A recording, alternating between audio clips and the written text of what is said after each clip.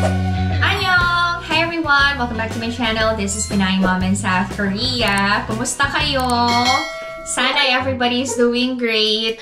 Kahit may mga problema tayong pinagdadaanan sa buhay. Fighting lang. Kayang-kaya natin lahat yan. Problema lang yan. Kagagaling ko lang sa trabaho, tas antok na antok ako.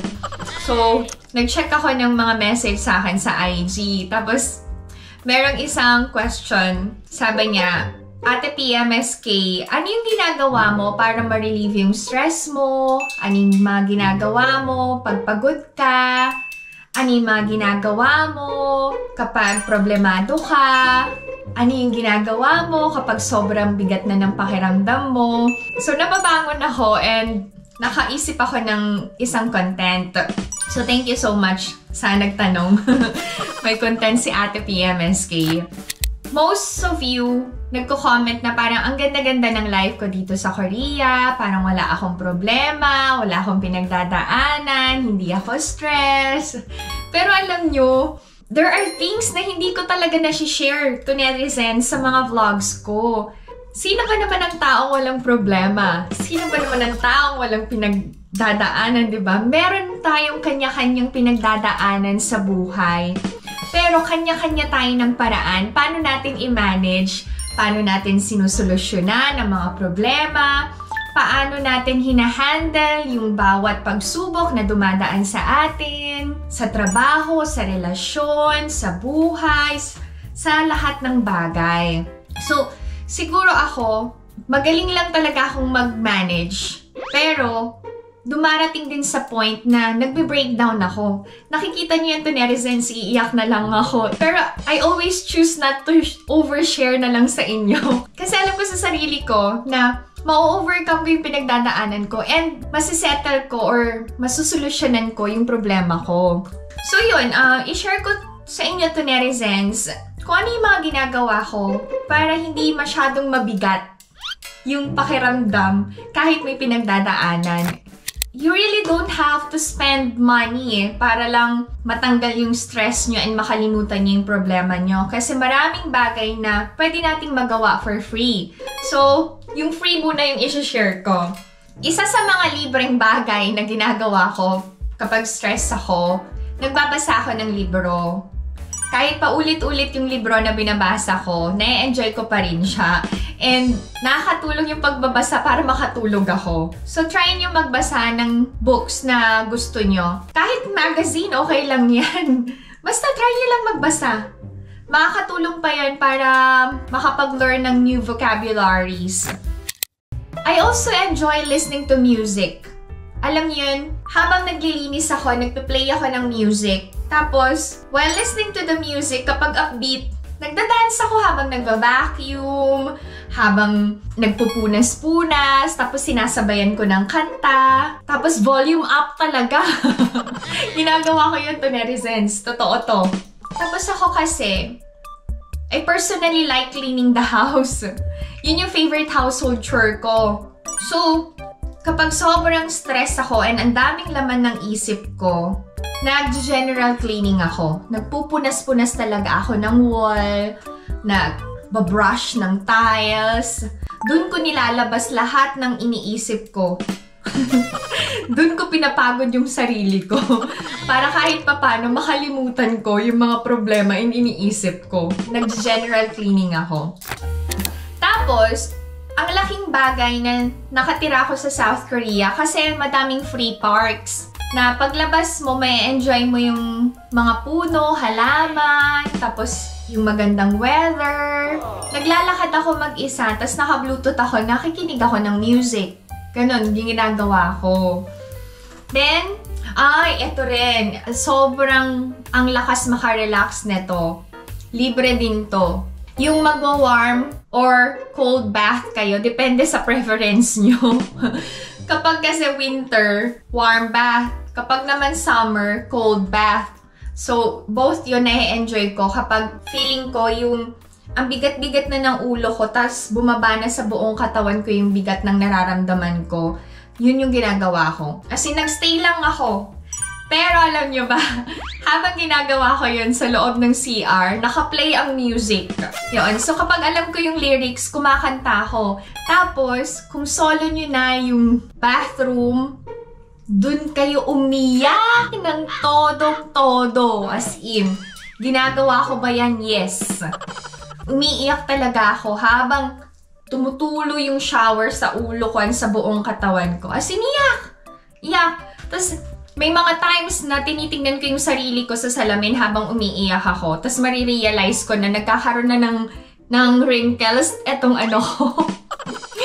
Etong dito ko. Tapos dito.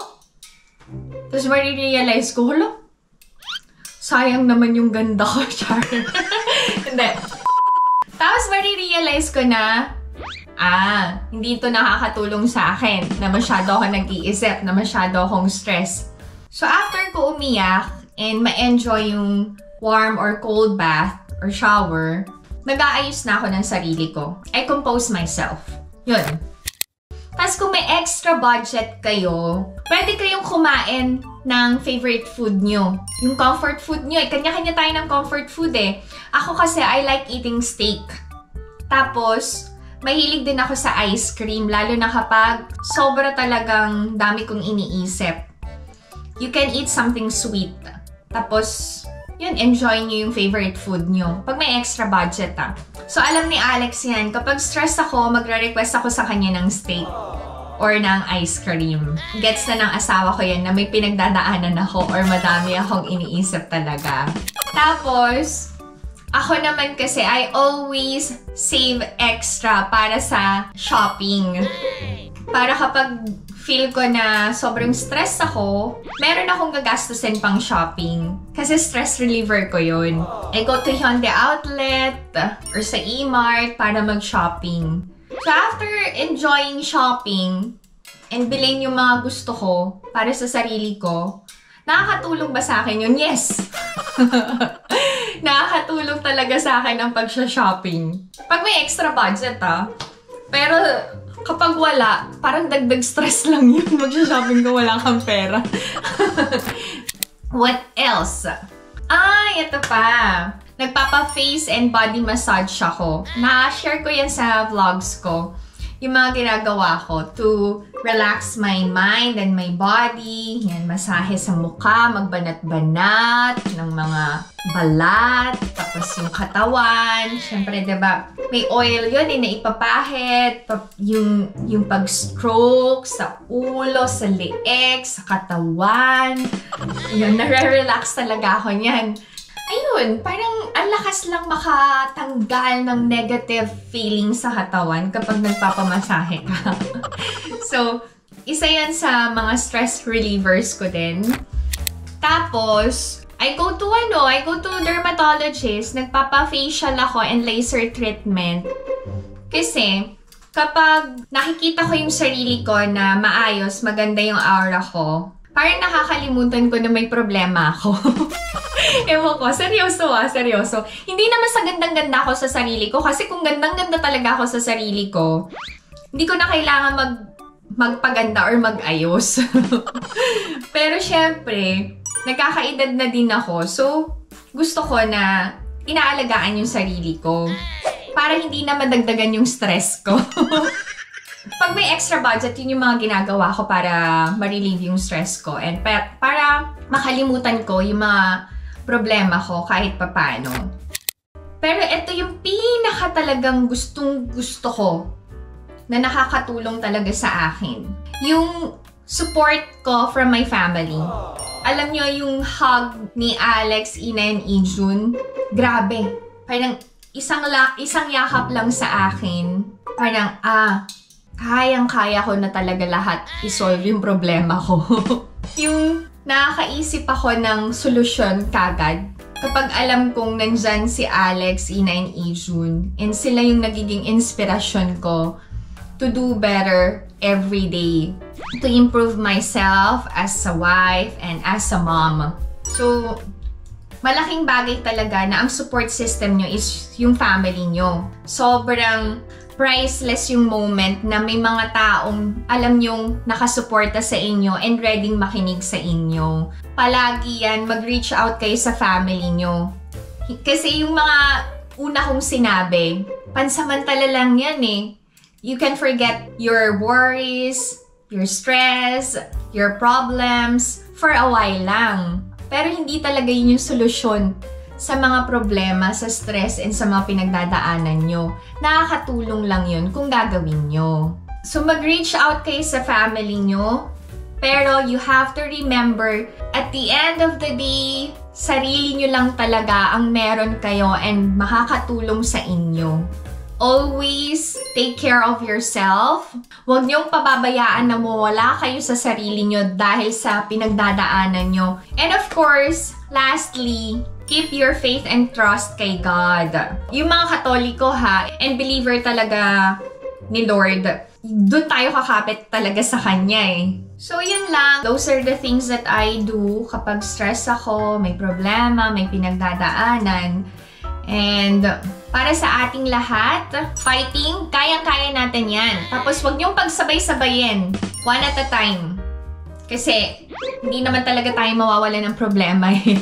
Hindi tayo mawawalan ng alalahanin, hindi tayo mawawalan ng mga wino-worry. Kasi part ng buhay natin yan eh. And sabi nga, diba, everything happens for a reason. Hindi ibibigay ang isang pagsubok kung alam ni Lord na hindi natin kaya. So, kaya natin yan. Basta, laban lang tayo palagi sa buhay. Sa Korea nga, ang expression talaga namin, Aja, you can do it. Okay, fighting! So, thank you so much to netizens sa pakikinig. Sana nakatulong ako sa inyo and nagkaroon kayo ng idea. Paano ko ba i-handle ang problema? Paano ako mag-relieve ng stress? And may pinagdaraanan din ako to netizens. Pero, yung sa mga negative people, hindi ko na yun, pinapansin. Unbothered na ako doon. Tapos, ini-ignore ko na lang kasi hindi nakakatulong eh. Hindi ko naman talaga sila kailangan problemahin kasi sila yung namomroblema sa akin. Okay, so sa mga negative people dyan, shoo, bye-bye. So, thank you so much once again to netizens sa panunood. And if you enjoyed watching this video and new to my channel, please consider subscribing, like, and share Pinay Mom in South Korea. Nakipagchikahan lang talaga ako sa inyo. Actually, may derma ako today. Okay na yung mukha ni Ate PMSK, kaya lang, wala lang. Gusto ko lang din ma-relax yung mukha ko ngayon. Kaya meron akong derma. Magpapalaser lang ako para sa acne scars. Okay. Bye everyone! Bye-bye!